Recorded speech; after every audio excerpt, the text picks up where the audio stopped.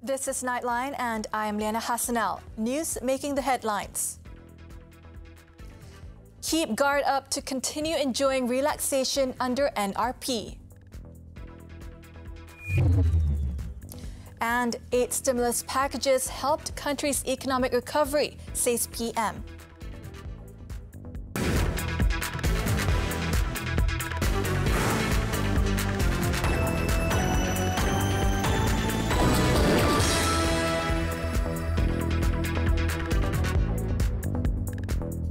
Good morning. Duterte Ismail Sabri Yaakob said festive celebrations and other gatherings were made possible now due to the success of the COVID-19 National Immunization Program, NIP, and the close cooperation of all quarters.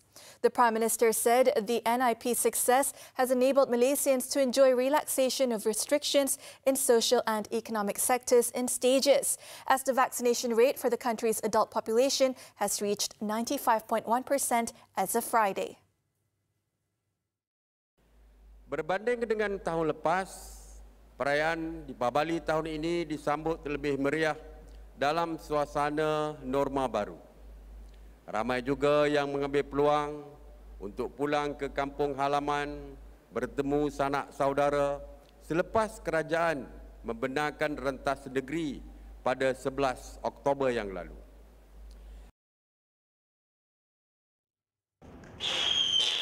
He also congratulated and thanked all Malaysians for placing their full support, trust and confidence in the government's efforts to ensure the country's recovery.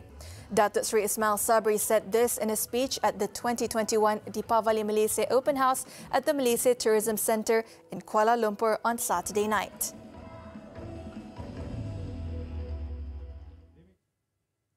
Yang di-Pertuan Agong Al-Sultan Abdullah Riayatuddin Al-Mustafa Billah Shah on Saturday reminded the people that the relaxation of the National Recovery Plan they now enjoyed can be taken away if they continue to be complacent.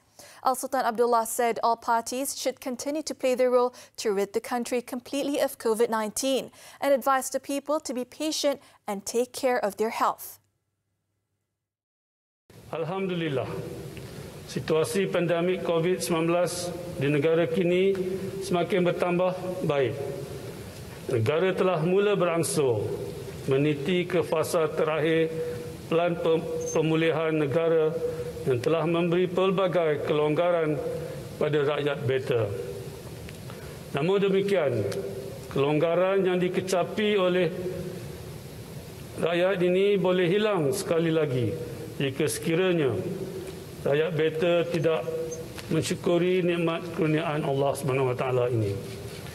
Dengan berterusan lalai, Al-Sultan Abdullah said this at His Majesty's 2021 official birthday celebration ceremony at Istana Negara on Saturday.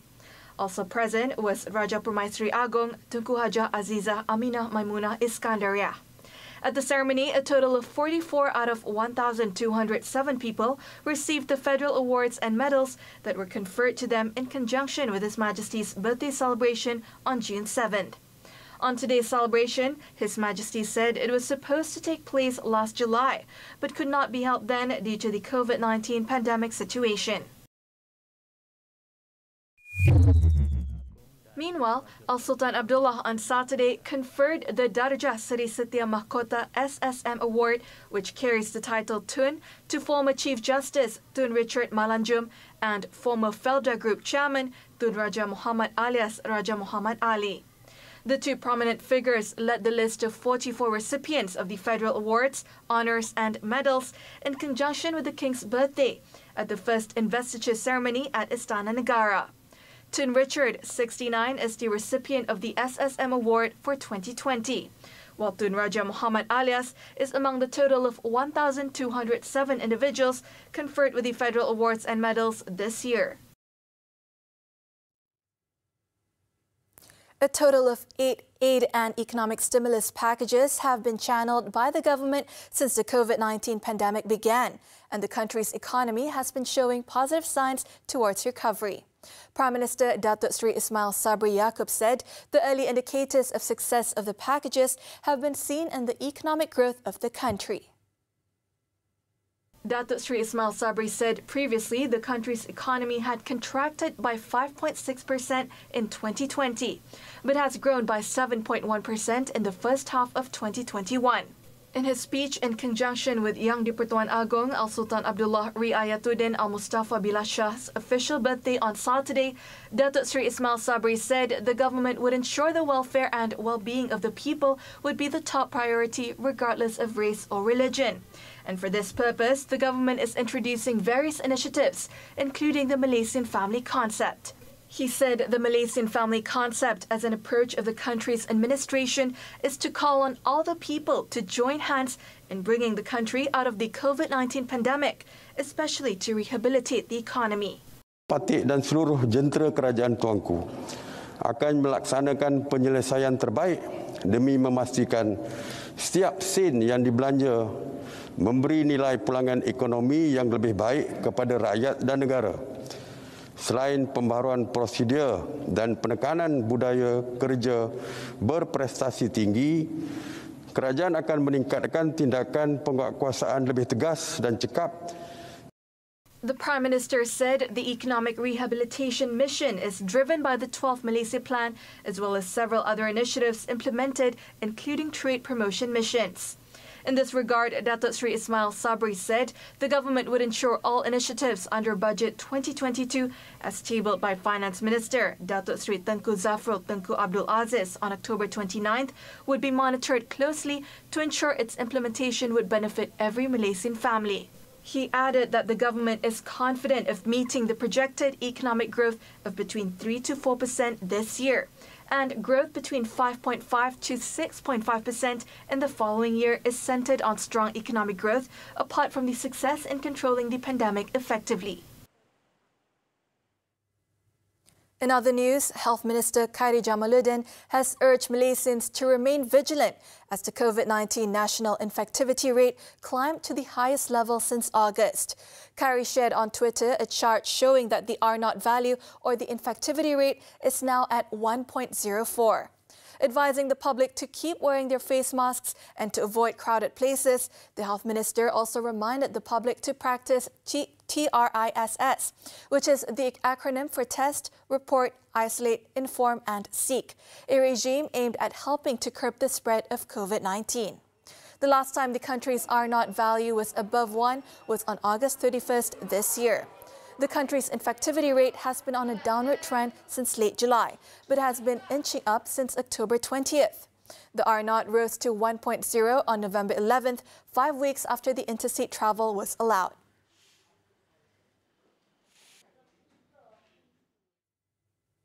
The government would consider allowing imported chicken meat to address the issue of a hike in chicken prices following a supply shortage nationwide.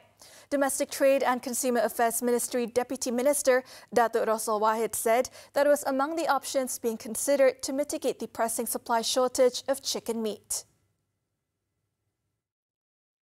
Jadi untuk makluman, kita dengan Kementerian MAFI, kemudian KPDCP dengan MAFI minggu lepas telah mengadakan satu mesyuarat secara bersama untuk mengatasi masalah ini.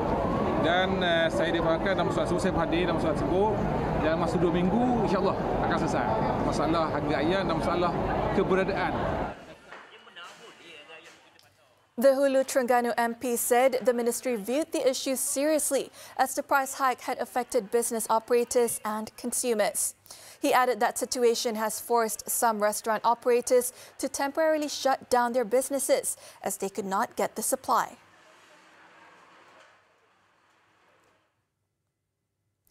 A 10-member special committee has been set up to ensure thorough and transparent investigations into the death of fireman Muhammad Adib Muhammad Qasim. Minister in the Prime Minister's Department for Parliament and Law, Datuk Sri Wan Junaidi Tuanku Jaafar, said the Cabinet meeting on October 29th agreed to the formation of the special committee. In a statement on Saturday, Datuk Sri Wan Junaidi said the 10-member committee would comprise himself, Home Minister Datuk Sri Hamzah Zainuddin, Housing and Local Government Minister Datuk Sri Rizal Merican Naina Merican, and Attorney General Tan Sri Idris Harun. Former Appellate Court Judge Datuk Kamardin Hashim, Penang Medical College Senior Consultant Forensic Pathologist Dr. Bhupinder Singh, University Malaya Medical Faculty Professor and UMMC Senior Consultant Histopathologist Professor Dr. Lui Lai Meng would also be on the committee. Also on the committee would be criminologist Professor Dr. P. Sundramurthy, Bukit Aman Forensics D10 Principal Assistant Director Senior Assistant Commissioner Azari Abdul Rahman, and Police School of Investigative and Prosecution Sciences Senior Assistant Commissioner Muhammad Abdul Hamid. He added that the Prime Minister's Department Legal Affairs Division would be the joint secretariat, together with the Home Ministry and Housing and Local Government Ministry for the special committee. He said the committee will submit its findings and recommendations to the Cabinet within 6 months, as per the decision of the Cabinet on October 29th. The National Consultative Council, NCC, should be re-established to review the overall economic system to ensure that Malaysia remains competitive. Corporate leader Tan Sri Nazir Razak said Malaysia needs to repackage its investment narrative due to political interference in the economy and business sectors, as well as corruption which has restricted the country's potential. I just don't think this is something that can be left to the Ministry of Finance or the Ministry of Trade. I think it needs to be a more holistic view about what it takes to get Malaysia competitive again. Yeah, and this is where, in my book, I go on to talk about this idea of another National Consultative Council to really look at the system as a whole. You know, how the economy is governed, the linkages between business and politics, the role of government-linked companies, etc. I think there needs to be a holistic review. So now, let's talk about the... He was speaking during an interview on TV3's flagship business program, Money Matters, on Saturday. The NCC was set up by Malaysia's second Prime Minister, Tun Abdul Razak Hussein, who is also Tan Sri Nazir's father after the 1969 race riots. From that, the new economic policy was formed to eradicate poverty and restructure the multi-religious and multi-ethnic society.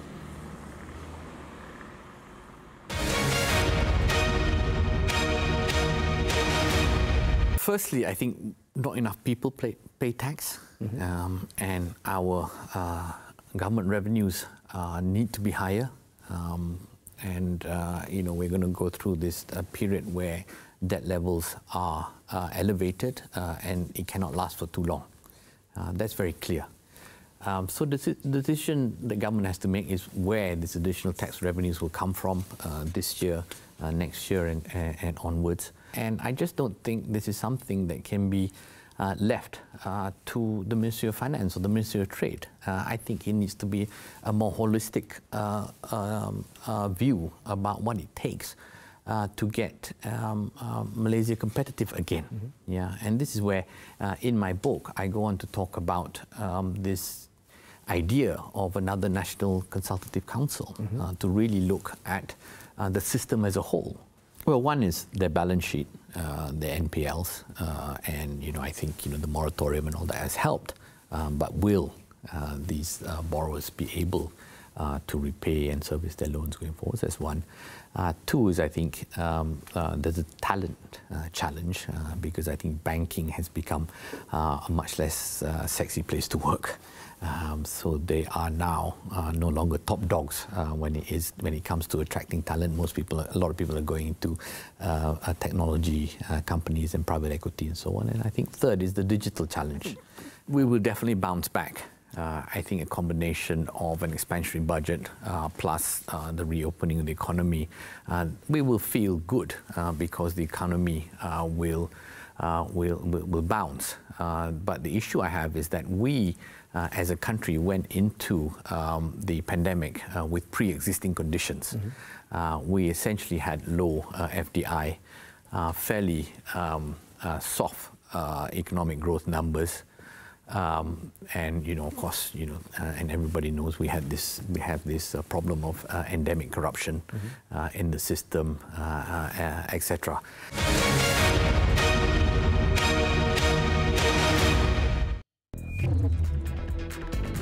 Still to come on Nightline.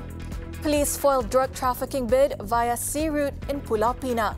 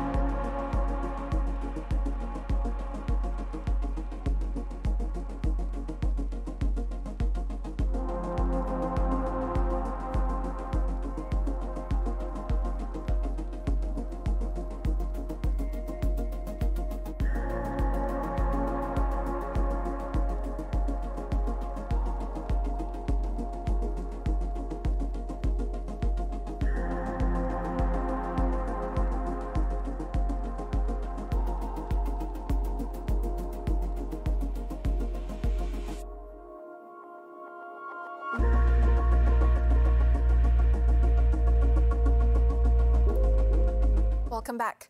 The Cabinet has allowed the whiskey brand Timah to keep its name. In a statement on Saturday, Transport Minister Datuk Sri Wee Ka Siong, along with Domestic Trade and Cooperatives Minister Datuk Sri Alexander Nantalinggi, said the manufacturer will, however, be required to include an additional label on the whiskey bottle to explain that its name is actually in reference to biji timah, which means iron ores in Bahasa Malaysia. In a statement on his Facebook page, Datuk Sri Wee said he had met with representatives of the Board of Directors of the Timah whiskey producer and their team of lawyers at the Ministry of Transport to understand the ins and outs of the entire incident and the latest position of the company. He added that in recent cabinet meetings, cabinet members also discussed the latest developments in the Timah incident. He went on to say that the relevant incident has been successfully resolved. Meanwhile, Datuk Sri Alexander had said that the meeting was held as the government had taken note of the issue surrounding the whiskey's name, which has been a hot topic on social and electronic media since the beverage was launched in early October. He also said that the ministry through MyIPO will improve the procedures, which involves multiple ministries and relevant agencies, so that a similar issue will not recur in the future. Pulau Pinang police have smashed an armed robbery gang specializing in stealing luxury vehicles in the state, following the arrest of 4 men in a series of raids in Kedah and Perak between October 21st and November 11th. State CID Chief SAC Rahami Muhammad Raisa said, acting on a tip-off and intelligence, police nabbed the 4 men aged between 22 and 26 separately around Kulim, Sungai Petani and Teluk Intan, Perak. He said the 4 were suspected to have driven away 2 Mercedes-Benz cars from the service centre at Jalan Pengkalan Bukit Tengah, Seberang Perai on October 21st, armed with a parang. Police located the 2 Mercedes-Benz cars in Serdang, Kuala Lumpur and in Teluk Intan, Perak. Salah seorang tangkapan dalam kes ini telah melanggar sebuah kenderaan pasukan PDRM yang dipandu oleh pihak polis ketika cubaan melarikan diri daripada ditangkap di Teluk Intan, Perak. So dalam kejadian yang di Teluk Intan, Perak, semasa berlakunya kejar-mengejar, the suspect dah melanggar kita punya kenderaan polis, kenderaan wajah, dan bagaimanapun tangkapan telah berjaya dibuat dan rampasan ke atas kereta telah pun diambil. Checks showed the suspects had previous criminal and drug-related records. The case is being probed under Section 393 of the Penal Code and Section 379A of the Penal Code for vehicle theft. Meanwhile, Perak Police have also opened up an investigation paper under Section 307 of the Penal Code for attempted murder. In other news, Rahimi said Pulau Pinang police also foiled an attempt to smuggle out drugs by sea route with the arrest of 3 suspects at a hotel in Teluk Bahang 2 days ago. He said the raid at the hotel was conducted at 9:15 p.m. following tip-off and police intelligence.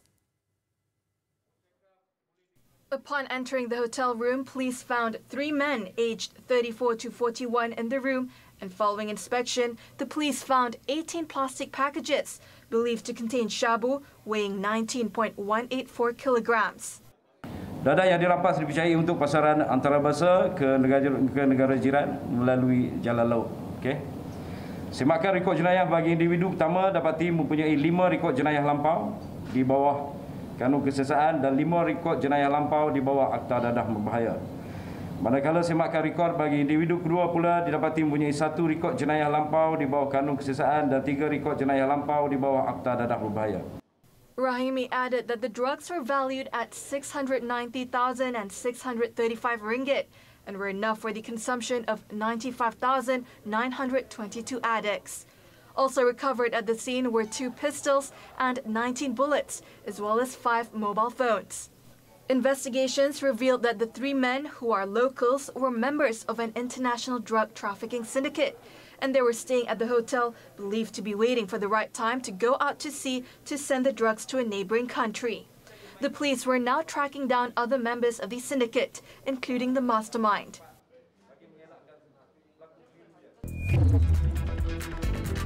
Daughter of Philippine President Duterte to run for vice president. This and more when we return.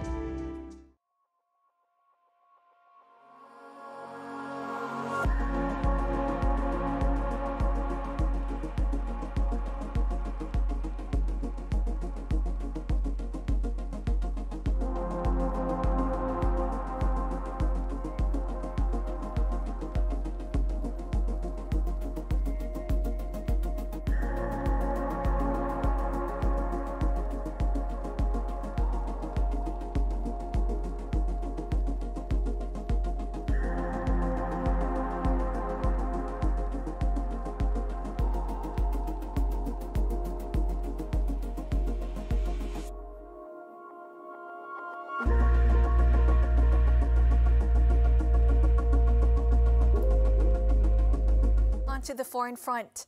Delegates to the COP26 Climate Summit have begun debating a new version of a comprehensive agreement to cut carbon emissions in a last-ditch bid to conclude the conference on Saturday. COP26 President Alok Sharma has said that he hopes the summit can wrap up Saturday evening, but it could continue into Sunday if objections to the latest version of the text emerge. One of the biggest stumbling blocks has been how far developed nations should go in helping vulnerable countries recover from excess flooding, prolonged droughts, lost coastline, as well as other impacts of climate change. Another stumbling block for delegates has been on how far the agreement should go in phasing out coal and fossil fuels, as it urged nations to phase out unabated coal power and inefficient subsidies for fossil fuels, recognizing the need for support towards a just transition.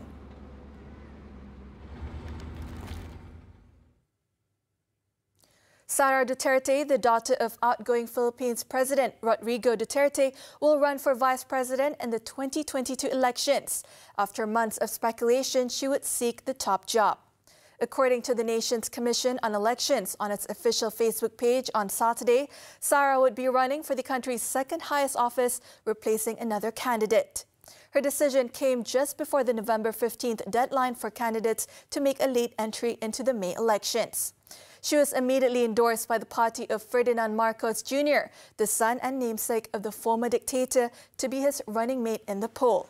Sarah had been widely expected to run for president in a bid to succeed her father, who is constitutionally barred from seeking a second 6-year term and is facing an investigation by the International Criminal Court into his deadly drug war.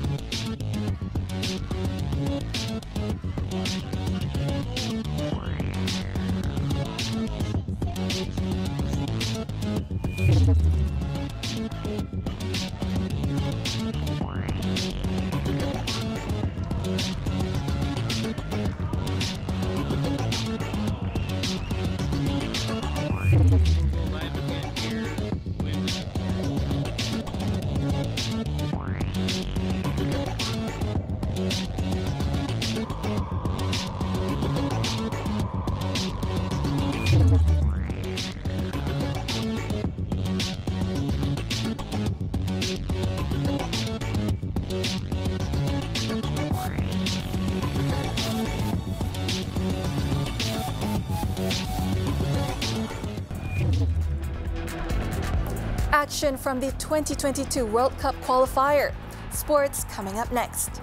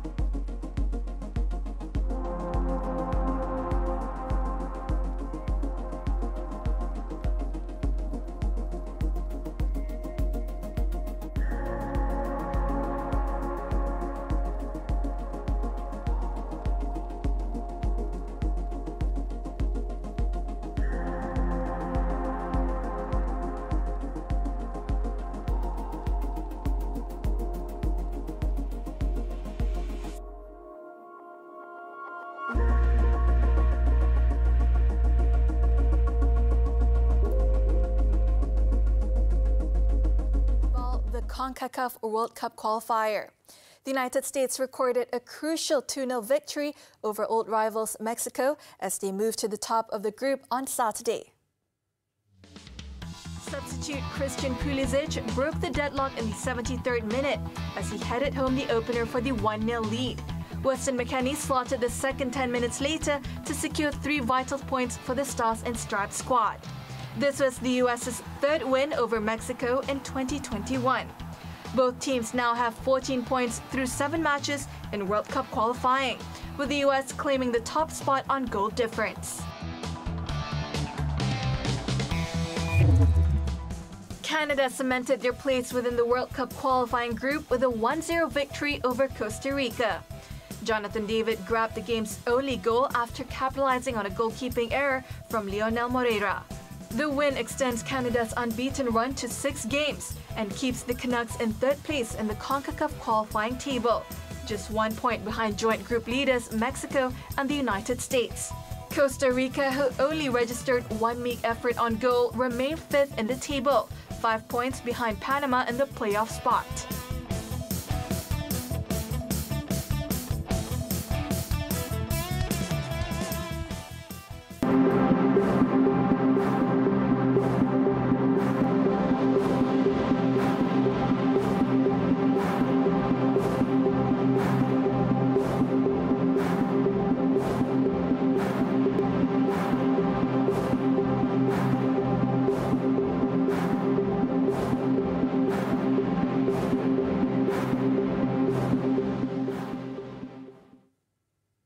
A classic steam railway, which includes a bridge that features in the Harry Potter movies, is being lit up with thousands of lights as part of the Steam Illuminations Festival rides, which features steam trains lit up with an LED light show and passengers joining in with LED wristbands. Let's take a look as we wrap up Nightline this time around. With that, I'm Liyana Hassanel. Thank you for tuning in and stay safe.